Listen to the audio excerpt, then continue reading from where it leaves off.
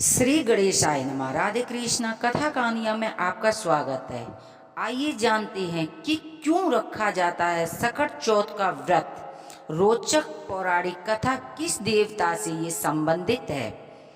सकट चौथ व्रत एक ऐसा व्रत है जिसे संतान की लंबी आयु, उम्र और खुशहाली के लिए रखा जाता है। हिंदू पंचांग की माने तो ये प्रत्येक वर्ष माह के कृष्ण पक्ष की चतुर्दशी के दिन सकट चौथ व्रत के नाम से रखा जाता है। इस दिन व्रत रखने की परंपरा सदियों पुरानी है।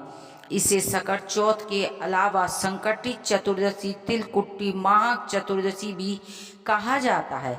मान्यता है कि सकट चौथ के दिन भगवान गणेश का पूजन करने से कष्टों का अंत होता और संतान की जीवन में आने वाली सभी समस्याएं भी समाप्त हो जाती हैं। पौराणिक हिंदू कथाओं के अनुसार सकट चौथ का व्रत माता पार्वती ने कार्तिक के मिलने और भगवान शंकर ने माता पार्वती को खुश करने के लिए किया था। सकट चतुर्दशी के संबंध में हिंदू धर्म पुराणों में अनेकों कथा पढ़ने में मिलती हैं। इसमें सर्वाधिक प्रचलित और पौराणिक कथा के अनुसार जब देवताओं पर संकट आया तब वे सहायता के लिए भगवान शिव के पास पहुंचे। उस वक्त भगवान शिव के साथ भगवान गणेश और कार्तिकेय दोनों मौजूद थे।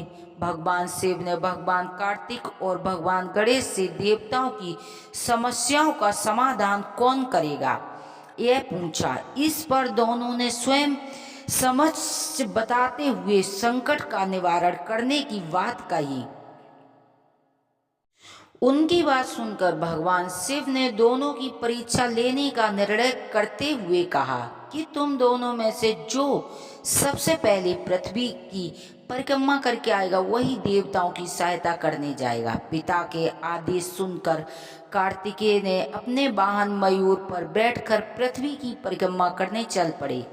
भगवान गणेश ने युक्त लगाई और अपने माता पिता की साथ परिक्रमा कर वापस आकर अपने स्थान पर बैठ गए।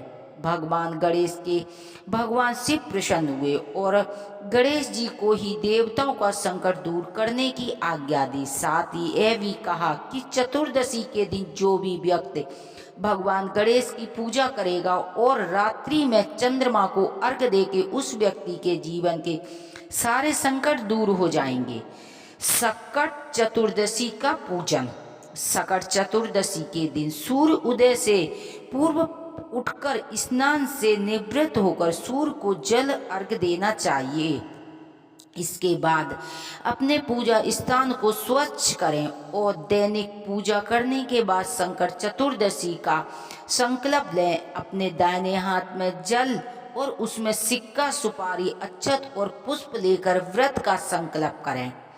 आप जिस कार्य के लिए व्रत करें उसका भी मन से ध्यान करें। इसके बाद भगवान गणेश का षोडशोपचार पूजन करें। इस व्रत में भगवान गणेश की पूजा की जाती है और गणेश की दुर्वा, सिंदूर, पुष्प आदि अर्पित करें। सूर्यास्त के समय भगवान गणेश का पूजन करें और ज्योत जलाएं। चतुर्दशी की कथा सुने या पढ़ें। इस व्रत को चंद्रोदय होने तक जल ग्रहण नहीं किया जाता है। चंद्रोदय होने पर चंद्रमा के दर्शन एवं पूजन करें। साथ ही चंद्रमा को अर्घ्य दें। इसके बाद भगवान गणेश को नैवेद्य लगाकर भोजन ग्रहण करें। बोलो गणेश भगवान की जय, चौथ माता की जय। कथा के बाद आरती जरूर सुननी चाहिए। जब तक आरती नहीं सुनते हैं जब तक कथा अधूरी मानी जाती है। जय गणेश जय गणेश जय गणेश देवा, माता जाकी पार्वती पिता महादेवा। लड्डुअन के भोग लागन संत करें सेवा। एक दंत दो अमंत चार भुजधारी, मस्तक पे सिंदूर शोभे मूसे की सवारी। अंधन को आंख देहि कोड़िन को काया, बांजन पुत्र देह निर्धन को माया। पान चढ़े फूल चढ़े और चढ़े मेवा, सूर्य शाम शरण आए सफल कीजे सेवा। दीनन की लाज राखो शंभु सुखी हारी, कामना को पूर्ण करो जग बलिहारी। जय गणेश जय गणेश जय गणेश देवा, माता जाकी पार्वती पिता महादेवा।